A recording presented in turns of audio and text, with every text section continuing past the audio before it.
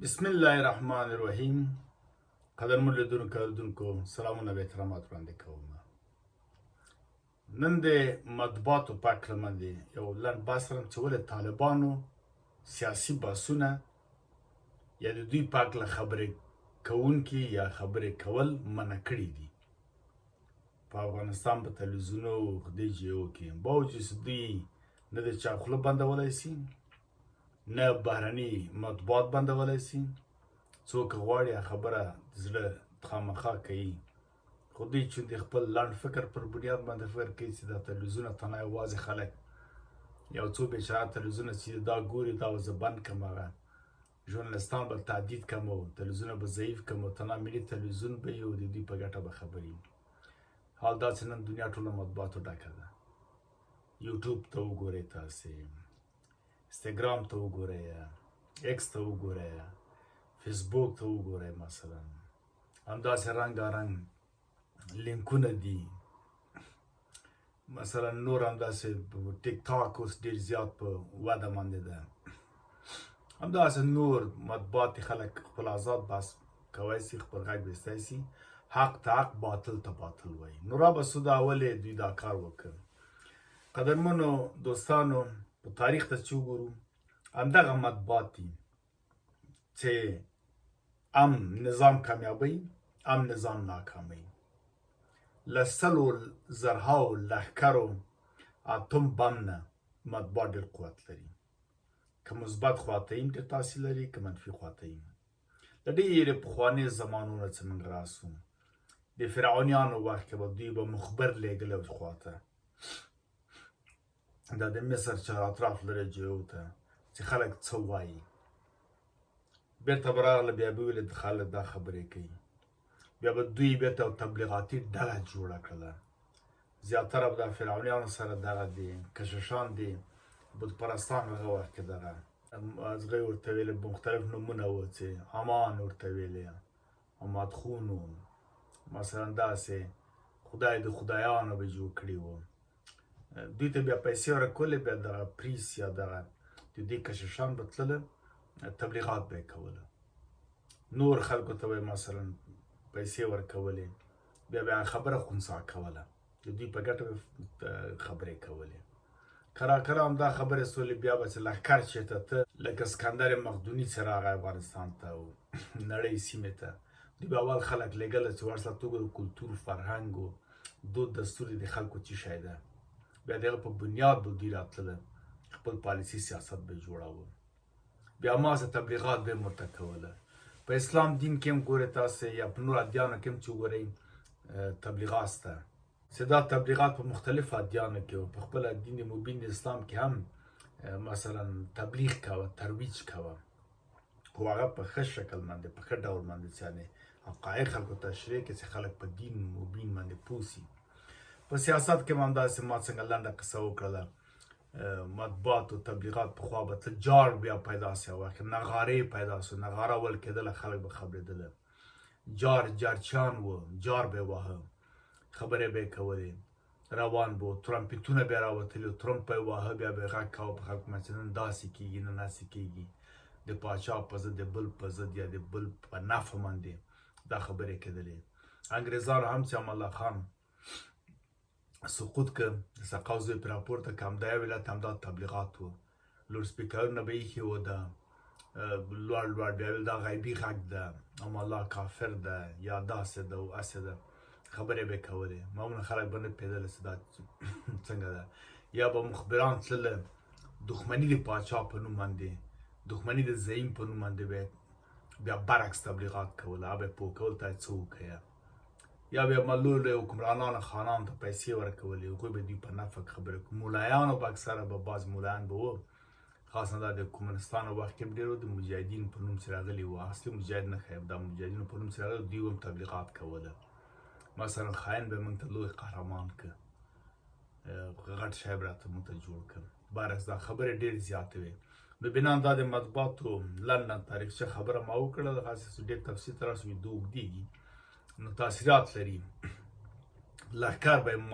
ماتېدل، مخکې له دې نه به څوک لاړ. اوس مثلا دا خپله یو تبلیغ ډېر قوي دی، شاه محمود د هوتک په وخت کې په قم او په اصفهان کې وځسې ډېر خطرناک پښتانه راغلي دي که څوک خبر ومني راسره سر پرې کوي اصفهان پورې قوت پرې قوت لاړه باوجود چې توره وهل و شاه حسین لښکر ته ماته ورکړه اما تبلیغات هم څنګه کې وو په هند کې به دا خلک تبلیغ لاندې ډېر ډارېدله مغول به که ورغی مثلا دا بابریان به ورغلل یا نور لښکر یې د خپل افغانستان نه ده چې لښکر یې تللی ده ایبک غوري دوی لاړله مثلا لودین دوی یا خپله دراني پاچا دوی له تبلیغه ډېر مخکې به دا تبلیغات اوس دوی به ډېر کلک ولاړ شول همدغسې د مورال دپاره به هم تبلیغات کېدله ډېر زیات خو په ټوله کې اوس خبره دې کې ده چې مطبوعات زور لري اما مطبوعات ګټې هم لري تله منفي خوا نه ده طالبانو ولې بند کړي اوس که څوک صادق وي راسکاره وي ایمانداره وي پاک وي ومن که پاکم از کی باکم چې غل نه یم له پاچا نه ډارېږم چې ته صداقت و خدمت و عدالت و شریعت اسلام دین خلکو ته راولې او داسې خدمت وکړې نو بیا خلکو مطبوعات ته پیسې ورکوي چې همدا خبرې تبلیغ کړي ته په زور یې بندوې خو که ته خاین یې له دې نه ډارېږي چې خلک تا خیانتونه رن ته ولې خیانت کوې خو ځان اصلاح کړه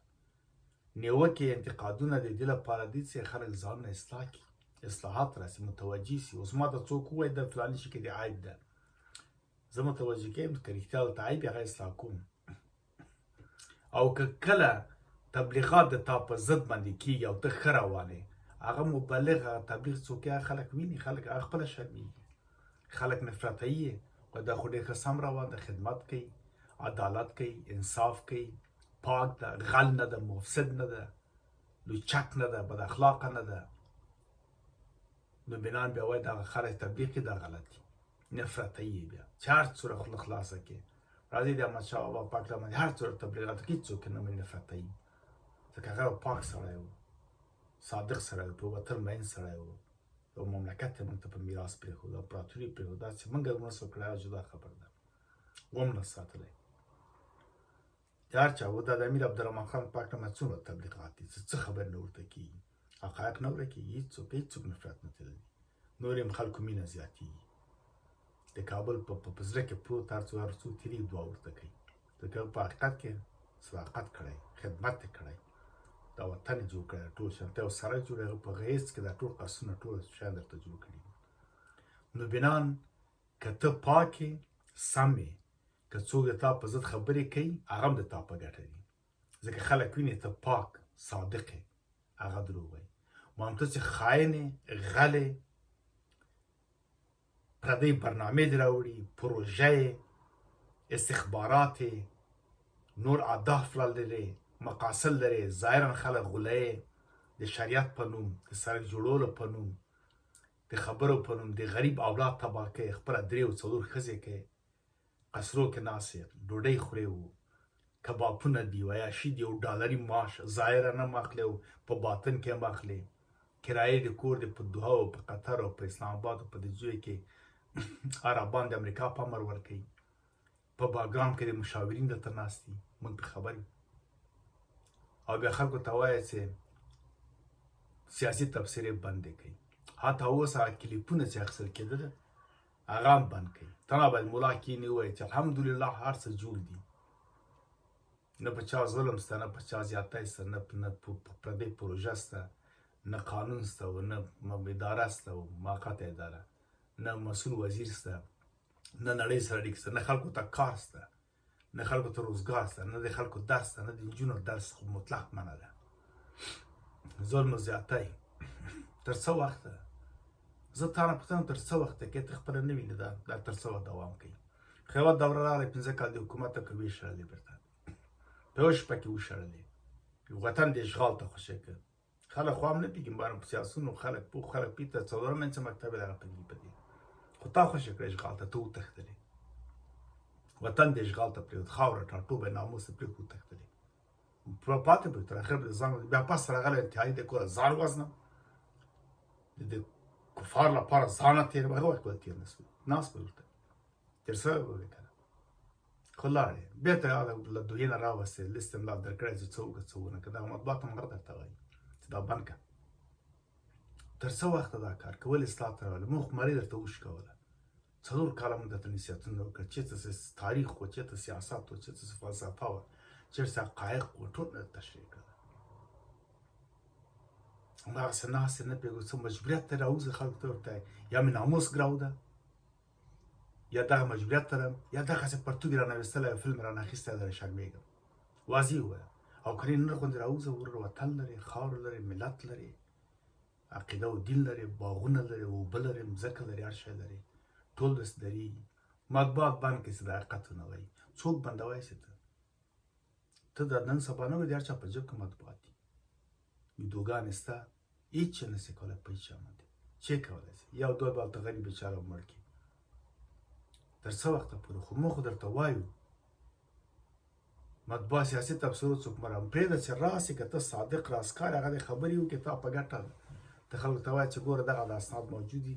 دا دروغ وایي لکه د شر فساد څه تاسو اول کې دروغ ویلې د ایران د عراق او د نور ویډیوګانې راوړل وایي طالب به ستا ته ډېره زمینه مسله ده څو چې تا رښتیا ویډیو هم څوک راباس خلک نه ایجادکاري شي لکه هغوی ایجادکاري کوله دا خو فایده لري تا ته که پرېږده چې څوک چې تبلیغات درپسې کوي او ته صادق دی تا په ګټه ده ځکه هغه شرمېږي ته او که ته غل بیا درته وایم او که ته مفسد یې ته خاین یې ته جاسوس یې ته پروژه یې بیا نو ته خامخا ډارېږي چې والا دا خلک خو ما رسوا کوي افشا کوي مې هله بند یې کړه باندې بیا ځان څه بندوی نه شي په هغه صورت کې زه بندوی په دې نه شي چې دنیا له مطبوعاتو ډکه ده نو په هغه حساب باندې ته راپاڅه بهترین مشوره دې ما دا ده چې ځان اصلاح کړه حقایق ووایه ډېرو پادشاهانو مشکلات درلوده ده یا د روس یا له انګریز سره بیا حقایق ته راوتل ویلې حقایق یې ویلې ملت ته بیا ملت نه مشوره اخیستله مشرانو نه اهل کار نه بېرته ورته خپل بادار ته ویله چې و باداره دغسې مشکل زه لرمه څنګه وکړم بیا هغه ورته حل کاوه په دې ټول پوهېږي د دې من ټول پوهېږي ټوله دنیا هم داسې ده متاسفه په دنیا کې خو یو څو کورنۍ دي حکومت کوي ترامپ هغه راولي هلته کېدی ته ډېر مخکې چې ته د خلک درباندې پوه نه سي یا دا نه سي دا مشکل سته نو ښه پاچا ښه زعامت ښه رهبري هغه ده چې همدغه حالت کې د خپل وطن په نفع باندې کار وکړه هله مطبوعات بند کړه لرګی راواخله کیبل راواله ښځه ووهه فلانی ووهه مکتب ته پرېږده دا پروژه همدې درکړي چې دا بېرته راځي په سهولت په اسانۍ راسي خو ته کله کله لاره ورته جوړه کړه همدا اوس د باغلان رنګ روغن کړی نه جوړ کړی نه ده دننه په اخاستي چې ته خدای ته اجازه لري چې ورسې څوک دي هلته څه کوي هلته دا ډرون تیارې او دا شیان څه که دروغ وایم که ډیپوګانې اتکاویانو دا ټول څوک نشته دروغ وایم ورسې کامره ویسوي دوره وباسه ټول دنیا ته ورته رئیس معارض دروغ ویلي نور بیا زه مطبوعات ته نه راځم خو هر څه معلوم دي وطن کې معلوم دي سفارت امریکا کې هم څه خبرې روانې دي په هندوکش او په واخان د جوی کې هم کومې کورنۍ دي څوک دي ټول معلوم دي په عینو مینه کې هم څوک دي معلوم دي